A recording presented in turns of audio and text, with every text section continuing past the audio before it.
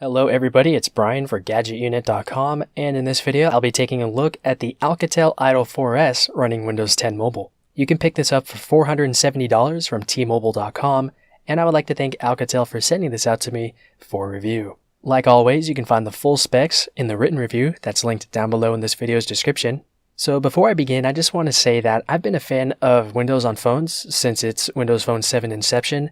I've had extensive experience with Windows 10 Mobile on a low-end Lumia 640, and that's why I was so excited to see that Alcatel would be releasing a Windows 10 Mobile device on high-end hardware. But, unfortunately, a number of things simply did not live up to expectations. Because of that, I'm going to try and keep this video relatively short. Additional details and rants can be found in the written review, that's again linked down below in this video's description. As I mentioned, you could pick this phone up for $470. We don't know if an unlocked version will be coming to the US or if this phone will even be available globally. And for the money, you also get a virtual reality headset. I didn't cover that in this video, but you'll be able to learn all about that in the written review. So before I get into the details, I just wanted to say that this phone does not have NFC, which was a little bit odd given the price of the phone and the fact that many sub $200 Android smartphones have NFC, so you're able to use things like Android Pay. So I really don't know why they did not include that. So the good stuff, the design and the hardware is simply fantastic. It definitely has a high-end, solid, premium build to it. You have black glass on the front and the back, and sandwiched between those is a gold-colored metal frame. It has a good feeling to it, and I have no problems using this phone with one hand, especially given its 5.5-inch display. Speaking of its display, it is Full HD, so 1080 by 1920, and the display itself checks all the usual boxes, so it works well outdoors, it has great viewing angles, and so on. And because this is a AMOLED display, blacks are super black, because black pixels aren't on at all. The generally dark OS looks great when you're using it in low light, so I really have no issues with the display, the build quality, or the design of the phone. Taking a tour, on the right side we have a volume rocker and a dedicated camera key. It's just a one-stage camera key, so you can't press it halfway to focus. It's a little bit stiff, so I wouldn't really use that to take pictures, but only to launch the camera app from anywhere. On the left side, you have a power button, which is a little bit odd given its location all the way at the top of the left side, but I got used to it fairly quickly. Below that is the combination NanoSIM microSD card tray. The top has a microphone pinhole and a 3.5mm headset jack, while the bottom has a microphone and a USB Type-C port, which unfortunately operates at USB 2.0 speeds. And if you happen to have USB Type-C headphones, they aren't going to work with this phone. I don't know why. The ones I've tried with this phone simply don't do anything. So it might be a software limitation that might get fixed in a software update. As I mentioned, this phone does have a 5.5-inch display, which above that you'll find the 8-megapixel front-facing camera, various sensors, and you'll find nothing below the display. And what do we have here? Are those dual front-facing speakers? Wow, yes they are. And they sound absolutely amazing, just as you would expect a phone with dual front-facing speakers to sound. They sound clear, they can get incredibly loud, but once you crank the volume to the maximum of 30 out of 30, there will be some sort of clipping effects or popping sound to the audio. But if you bring it down to 25 out of 30, it's still really loud and none of that clipping or popping will be heard. It's great for things like music, movies, and TV shows, but it also works perfectly well for speakerphone calls, especially if you're using it for clear voice over IP calls or T-Mobile HD voice calls, either on HSPA Plus or voice over LTE. This phone also supports T-Mobile Wi-Fi calling. Moving to the back, you have the 21-megapixel camera, LED flash, the fingerprint sensor, and some Alcatel and Idol 4S branding. You can see that we do have speaker holes on the back, but they don't actually emit sound. You can cover them up and you won't hear any difference in the audio quality, so they only come out of the front. I've never been a fan of rear-placed fingerprint sensors, and that's certainly the case here. I would much rather have it on the front. But even having this particular fingerprint sensor, I found that it was slow, inaccurate, and oftentimes is hard to find. There aren't really a lot of ridges to where you can sort of move your finger around to feel it, and I often found myself putting my finger on the camera lens instead. So again, it's slow, inaccurate, and it's actually a pain to use because it takes a number of seconds for the screen to actually turn on when it does properly recognize your fingerprint. You can double tap to turn the screen on, but that again does take a couple seconds to do. Pressing the button to turn the display off or double tapping the navigational bar to turn the display off works instantly, so it's a shame the screen can't turn on as fast as it turns off, like it does on many other devices. I tested this phone on my personal T-Mobile SIM in San Antonio, Texas, and everything performed as I would expect it to. Battery life is definitely one of this phone's strong points, especially for standby time. It has a 3000 milliamp hour non-removable battery, but I was able to get through the entire day, so about 12 to 18 hours unplugged.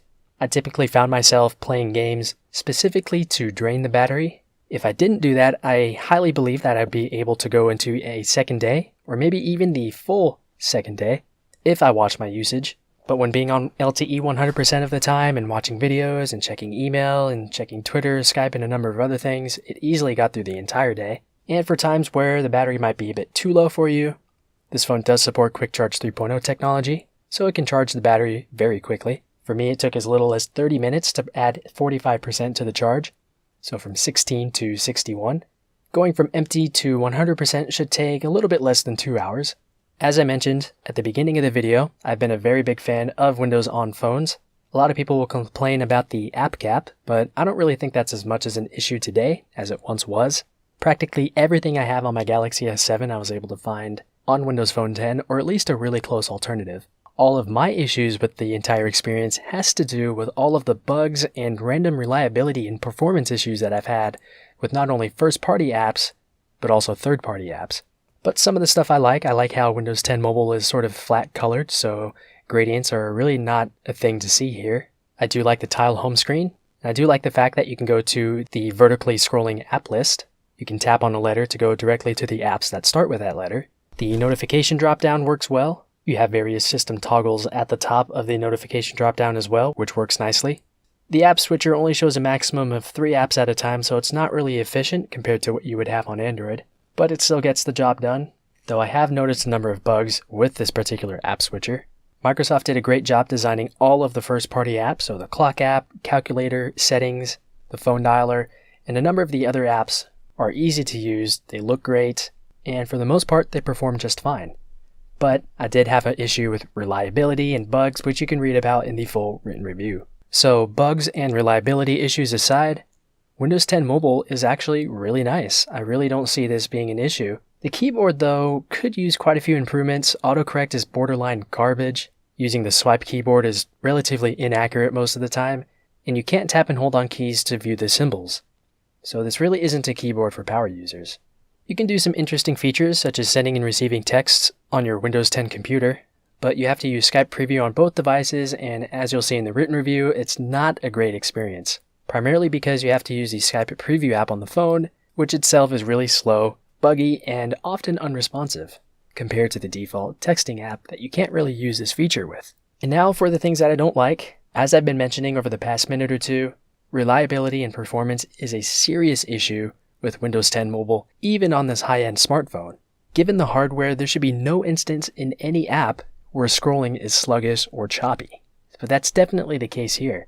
Scrolling between the apps in the app switcher can often be sluggish. The app switcher itself might show the preview for a wrong app. Memory management is definitely an issue. I can load maybe 3 to 4 basic websites inside of Microsoft Edge, go to a few other basic apps, come back to Edge, and the entire app will have to reload itself. But that's just one example. You'll be lucky to open a basic game, switch to another app, and have it stay in the background. I've seen the loading and resuming screens far too much for any of this to be acceptable. It's really not that much better than Windows 10 Mobile on a low-end Lumia 640. But among many other issues, Microsoft's own Maps application was really sluggish when panning and zooming, and it takes quite a while for the information to pull in. And third-party apps ended up being a bigger issue than I thought. Facebook often takes more than 30 seconds to load, assuming it doesn't crash in the process. Instagram can often take just as long, and when it does load, scrolling is really choppy. Other apps like Spotify, Runtastic, Sling Player, Swarm, Skype Preview, TeamViewer, TuneIn Radio, and VLC are others that take their time to load or have various bugs once they are opened. Should we blame the developers for not optimizing their apps, or should we blame Microsoft for not focusing on this themselves? Frame rates in 3D games were okay, but they can certainly be smoother and more consistent. Most of the games I tested, that I also had on my Galaxy S7, take a really long time to load, and aren't as smooth as on the Galaxy S7. I can continue speaking about these things on video, but you can go to the written review for more of those. But even there were a lot of other things that I could have mentioned that I did not. In any case, the point is there that there are a lot of issues that Microsoft needs to work out if they actually care about this, which I'm not sure that they do anymore. Camera quality is a serious disappointment. It's not only slow to launch, sometimes taking more than 5 seconds to load, also takes a while to take photos. between 2 and 8 seconds depending on whether flash is used, whether HDR is turned on, and what the lighting conditions are. I would say that ranks this camera speed on the low end of the smartphone bucket. Photo quality itself is okay outdoors, but low light shots aren't nearly as strong. There's no optical image stabilization, and I found that the camera often has a tough time focusing and adjusting things like white balance and exposure. There was also this weird issue where you tap on the screen to focus and adjust those things like you would on any other smartphone, but on here it goes into a mode where it'll instantly adjust all that depending on what you're looking at, which sounds okay on paper, but it doesn't do any focusing jobs. So it's actually really hard to focus on something, and it's just a really odd experience overall, and it's just not right. 4K video quality is okay, but the electronic video stabilization does not work with this resolution. It certainly does when you're recording at 1080p though. The same tap to focus and exposure issues from photos also come over here to videos, which you can see in the samples on your screen. There's also a weird playback issue with 4K videos where there will be some extreme screen tearing towards the right side of the screen.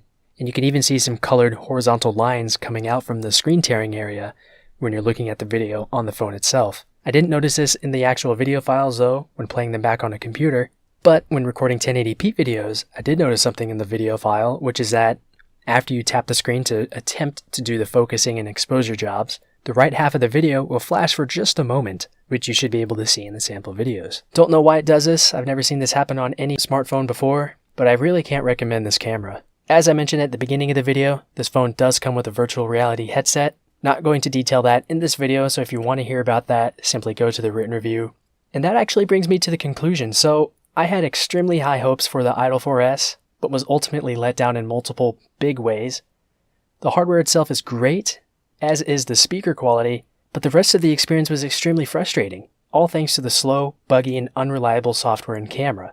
I've defended Windows Phone in the past, with a lot of their naysayers believing that Microsoft doesn't care anymore, and I sort of have to agree with them now. High-end hardware, promising software, and it just doesn't really work together. And Windows 10 Mobile is not new. It's been around for over a year, and to see this many issues on this great of a phone is extremely disappointing in every single way. So unless Microsoft can improve the performance and the reliability of their own software, while also having third-party developers do the same, this is actually one of the very few smartphones I've ever reviewed that I simply cannot recommend to anybody. So that is it with this video. If you have any comments, questions, or feedback about this or anything else, feel free to leave everything down below in the comments area. But that is it. So thanks a lot for watching, and I'll talk to you all in the next video.